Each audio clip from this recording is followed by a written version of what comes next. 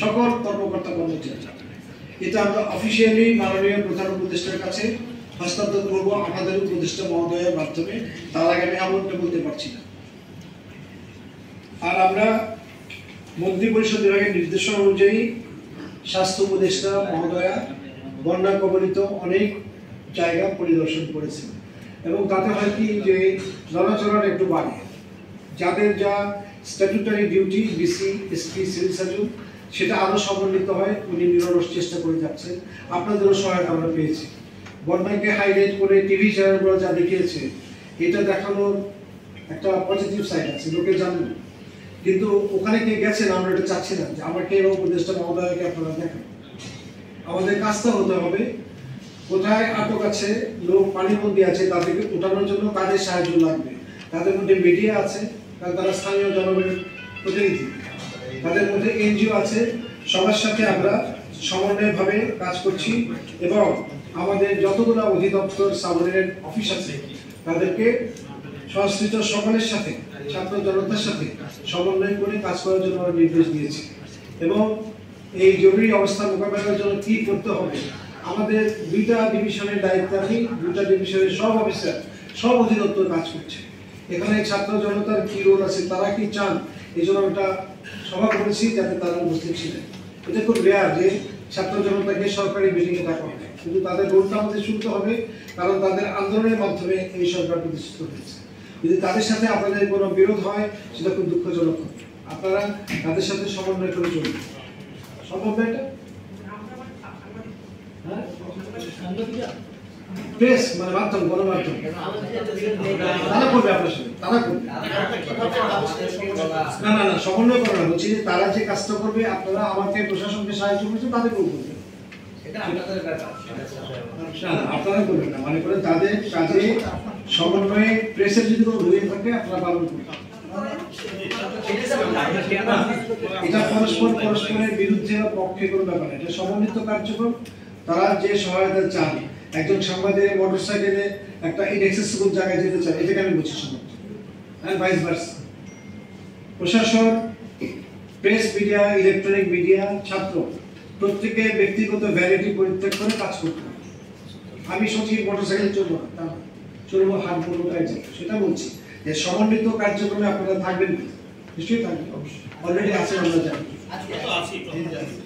এখন যদি আন্তঃবিভাগীয় কোনো ইয়ে হয়, মানে বিভক্তি, বিচ্ছেদ বা আন্দোলন, সেটা রোধ করে জাতীয়ভাবে স্বাস্থ্য ব্যবস্থাকে উন্নীত করার জন্য আপনাদের রোল সবচেয়ে বেশি, কারণ আপনাদের গরমের শক্তি অনেক বেশি, আমাদের গরম বেশি। ডিসি আদেশ দিয়ে বসে থাকে, ইমপ্লিমেন্ট করতে পারে না।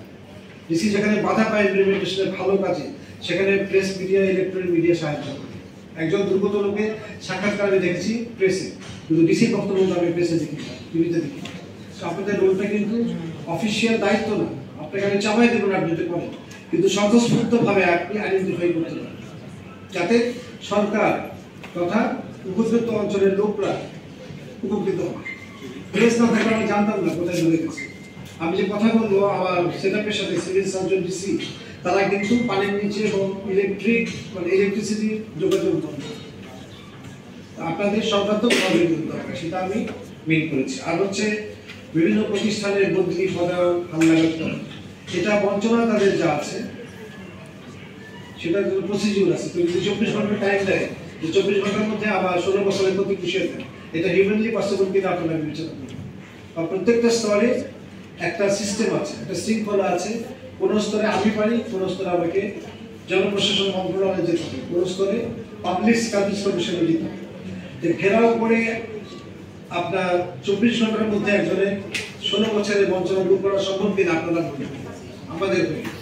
কিন্তু আমরা যদি আইন অনুযায়ী মামলা দায়ের হলে আমরা ব্যবস্থা নিব এবং কঠোরতম ব্যবস্থা নিব, কিন্তু আমরা আদালতে হস্তক্ষেপ করব না, নাম্বার 1। নাম্বার 2, যদি মনে হয় যে আইন মোতাবেক চলছে না, আইনের বাইরে সর্বোচ্চ রাষ্ট্রীয় বা দাপ্তরিক ক্ষমতার সদ্ব্যবহার করে কারোর বিরুদ্ধে অ্যাকশন নেওয়া দরকার, আমরা নেব। কিন্তু এখানে কোনো প্রতিহিংসা না, প্রচলিত আইনে হবে। আপনি দেখবেন মামলা করার আগে, বহু আগে তারা পালাই গেছে, ইনক্লুডিং অফিসার্স।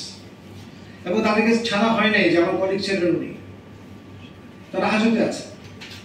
আমরা দুর্নীতির সাথে আপোষ করলে আমরা এদেরকে অ্যারেস্ট করতাম না। এত ভিআইপি হাজতে আছে বা পলাতক আছে যে এদেরকে আমরা ছেড়ে দিব কোনো স্কোপ নাই।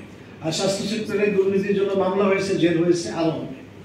কারণ এক সেক্রেটারি বা উপদেষ্টা আদালতের হাত থেকে কাউকে বাঁচানোর মতো ক্ষমতা আমাদের নাই। আমরা ইন্টারফেয়ার করার নীতিতে বিশ্বাসী না, টেলিফোনে জামিন নেওয়াতে আমরা বিশ্বাসী না। যে কোনো মামলা চলমান বা ভবিষ্যতে চলমান হবে, এখানে আমরা হস্তক্ষেপ করব না। প্রচলিত আইন অনুযায়ী বিচার হবে। এখন আপনি বিচার দিলেন না স্পেসিফিক, তাহলে আমি কিভাবে বিচার করবো আমার 100 জন অফিসারের? সবাই তো খারাপ না, যারা খারাপ যে কোনো সূত্র থেকে যদি তদন্ত করতে বলা হয়, আমাকে তদন্ত করে পেতে হবে সত্য কি মিথ্যা। সত্য পেলে সে স্কেপ করতে পারবে না, শাস্তি অথবা আদালতের সম্পর্কে আমরা করবো। সেকেন্ড হলো ডিজি হেলথ জয়েন করেছেন আমার আগে, তার জয়েনিং লেটার অ্যাকসেপ্ট করে এন্ডোর্স করে আমার 3 দিন সময় লাগছে। সরকারি অফিস বন্ধ ছিল, আমি করেছি, উনি যোগদান করেছেন। যদি ফিজিক্যালি না পেরে থাকেন কিভাবে করতে হবে উনি এবং আপনারা সাজেশন দিবেন। উনি তো পাচ্ছেন না, আজকে খবর নেন, আজকে তো উনি মিনিস্ট্রিতে আছেন, উনি আজকে অফিস করতে পারেননি। আচ্ছা আমি খবর নেবেন। আজকে যেখানে আন্দোলন চলছে সেখানে তার বিরুদ্ধে আন্দোলন চলছে।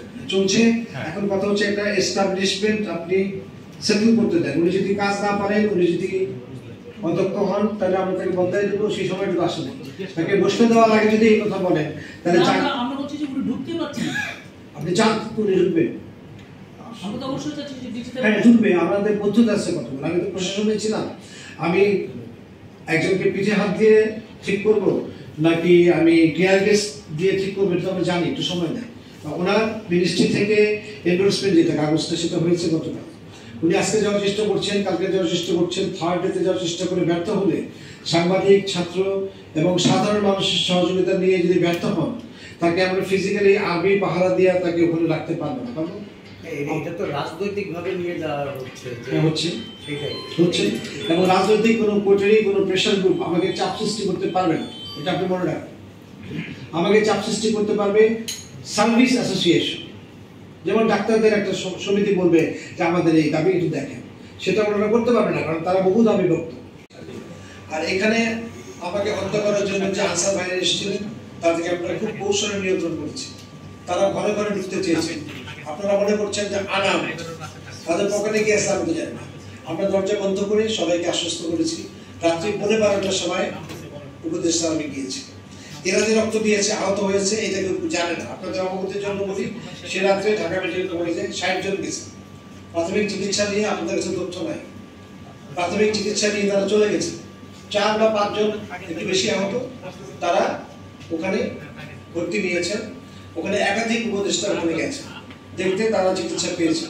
সো আমাদের কোনো জায়গায় সেবা যত্নে কোনো কার্পণ্য হয়েছে বলে জানেন না। আপনি উত্তর পেয়েছেন? স্যার আমি